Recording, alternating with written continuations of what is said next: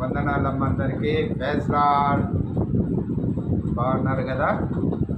ఏదేమైనప్పుడు కూడా ఒక్కొక్క ఇంట్లో ఒక్కొక్క పరిస్థితి ఉంటుంది.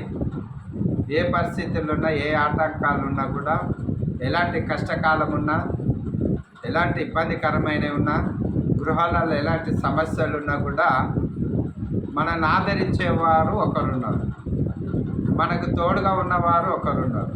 ఎవరు ఆదరించేవారు, ఎవరు ఆ తోడు? కన్నవారా, లేదంటే తోబుట్టువారా, లేదా ఇరుగు పొరుగువారా, లేకుంటే స్నేహితులా, లేదా బంధువులా? ఎవరు ఈ ఆదరించేవారు? ఎవరు మనకు ఆదరణ కలిగచేవారు? ఎవరు? ఒకసారి కష్టాల్లో ఉన్నప్పుడు, దుఃఖంలో ఉన్నప్పుడు, వేదనలో ఉన్నప్పుడు, అలసటతో ఉన్నప్పుడు, మనం ఆ పనులు చేసుకొని అలసిపోయి కొద్దిసేపు రిలాక్స్ కావాలనుకుంటాం, కొద్దిసేపు విశ్రాంతి తీసుకోవాలని ఏ చెట్టు నీడకో కూర్చుంటాం, లేదా ఎక్కడన్నా చల్లగున్న కాడ కూర్చుంటాము, లేదా నలుగురున్న కాడ కూర్చొని ఆ సమయానికి మనలో అలసట పోనీకి మనం ఆలోచన చేస్తాము. అది మంచిదే ప్రియమైన దేవుని బిడ్డలారా.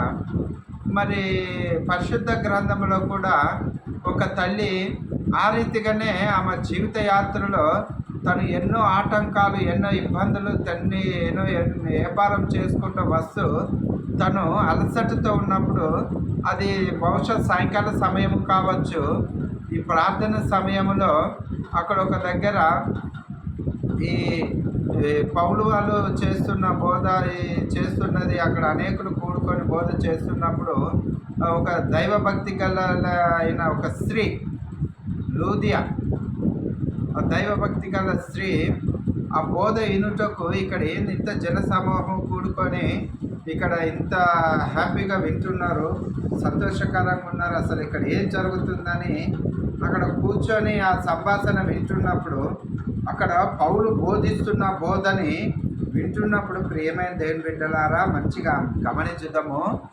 పౌలు ఆత్మస్వరూపుడై బోధిస్తున్నాడు.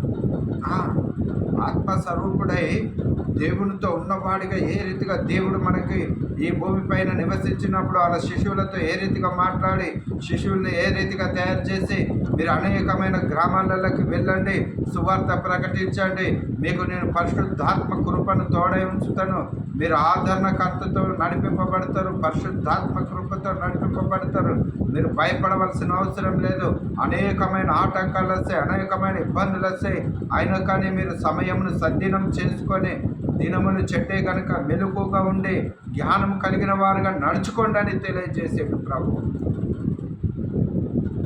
మరి అలాంటి బోధ అక్కడ సౌలు చేస్తుంటే ప్రతి ఒక్కరిలో ఏం జరిగిందంటే ఉల్లాసం వచ్చింది, ఒక ఆత్మీయత వచ్చింది, పరిశుద్ధాత్మతో నింపబడ్డారు,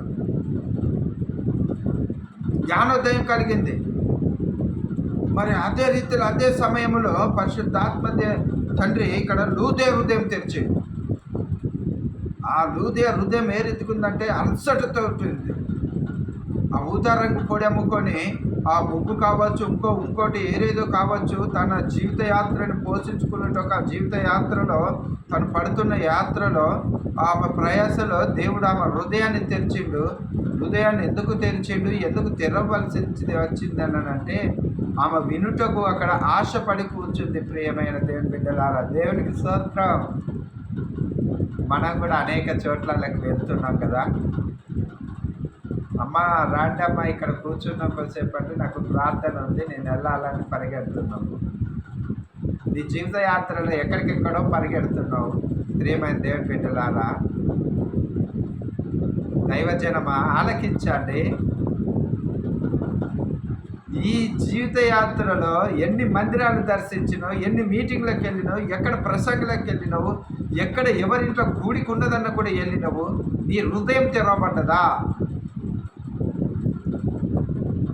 నీ ఆశపడ్డ ప్రాణం తృప్తిపరచబడ్డదా? నువ్వు సమాధానంగా బ్రతకగలుగుతున్నావా? సమాధానంగా నిలబడగలుగుతున్నావా? నీలో సంతోషం అనేది ఉందా?